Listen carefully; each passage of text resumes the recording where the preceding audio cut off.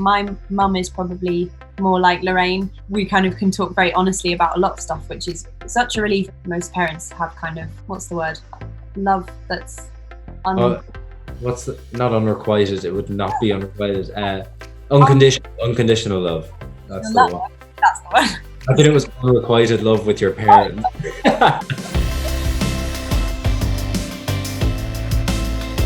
Daisy, did you feel a lot of pressure living up to the novel? Yeah, I did.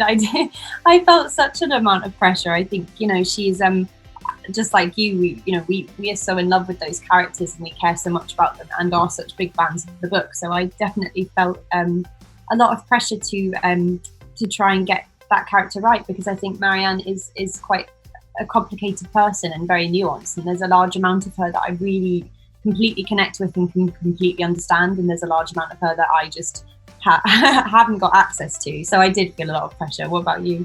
The exact same. Like, I think when a book is that popular, you're automatically going to feel that pressure. And when the book is popular because at the center point of the novel is both Connell and Marianne, I think it would be insane not to feel that kind of pressure. How would you describe Marianne and Connell's relationship? And also, did you have any reference to any kind of pop culture or anything similar to the characters when you were kind of exploring them? I would describe them as two incredibly bright, clever individuals. I describe them as incredibly frustrating, but ultimately two people that just really fit together. Not always in the stereotypical sense of the word, but if soulmates kind of exist, I think that they probably are a version of that.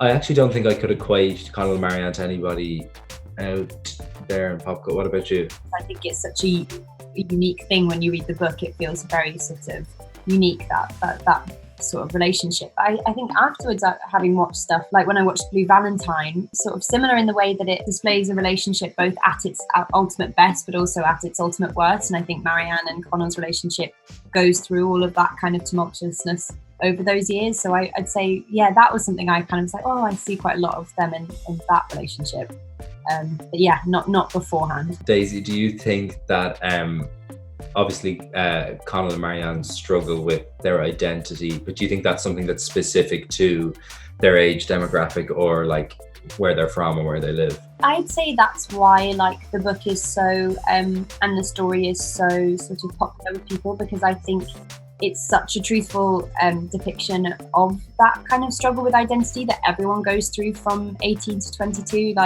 When we first meet them, they're in school and they're very young, and Connell sort of is accepted by his peers and Marianne really isn't, and then as they grow up that starts to change. But I think even though Marianne sort of appears to be very comfortable and settled when she goes to Trinity, I think she's still massively struggling with her inner identity, and I think that's a massive thing of being a young person, because especially maybe now with the fact that we have social media and Instagram and things like that, there's this perceived sort of concept of FOMO, and for me that kind of feels like there's this particular way of living life that we should be doing to be ultimately happy, and I think Instagram kind of and social media creates that, because all we see is this perfect way of living. And when you're sat at home and you haven't got much on, all you think is, all my friends are doing stuff and I'm not living life right. And I think that's something that comes with being a young person, and sort of being comfortable with the way you're doing things and who you are is something that you have to find out as you grow up. What about you? I'm always jealous of saying my parents, for example, who they care less about what other people think, and I don't think Connell or Marianne or even myself are at that point in their life yet. But I also just think it's a really rich period in someone's life to write about, because they're figuring themselves out. So yeah, I definitely feel identity and wrestling with that idea is really present in the novel. So what other kind of themes or experiences about kind of being that age do you think the story really gets right and really nails? It gets the kind of first person that you're obsessed with or you're in love with really, really right. I always describe it as I think Connell and Marianne, I don't know if you felt this, but do you remember the first person that you ever fancied or you were in love with? You could always tell where that person is in the room. And I think Lenny gets that really right in the kind of school stuff.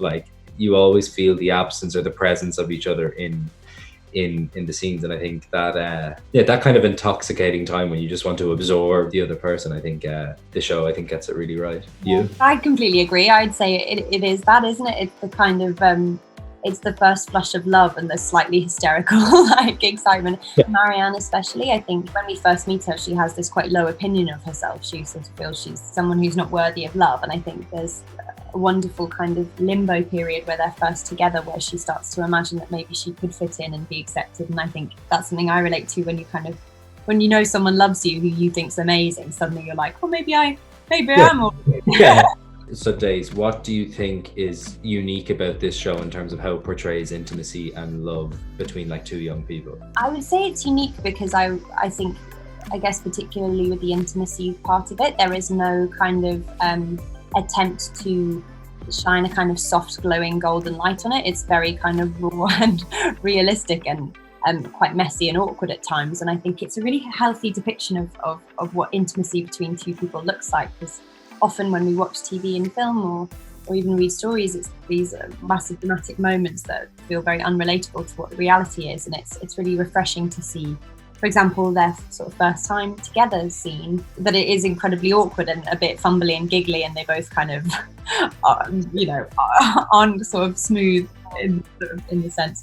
And as well, the way Connell kind of treats Marianne, he makes sure that she feels safe and she's comfortable with everything. And I think that's a really healthy depiction of intimacy. And yeah, also I'd say the fact that they aren't always perfect and they really mess up, and their relationship can sometimes be quite flawed. And even though they can do wonderful things for each other and communicate in this incredibly honest, clear way, they can also really massively sort of damage each other, and even if they don't mean to, and it usually comes from their own problems. So Days, would you recommend binging it or kind of watching it, like drip feeding the series? I would say that to get the full impact, you need to binge. Personally, Yeah. you'd agree. You need like some tissues nearby for some crying. You need some food, like maybe some corn and maybe a heavy drink, and then just binge it in one big go, because I think they come in such juicy nuggets to get the full impact. Juicy nuggets. What about you? Yeah, no, I definitely think it has to be binged. Like most people binge the book or the equivalent to it. So I think, sit down, open up a bottle of wine, and hopefully enjoy.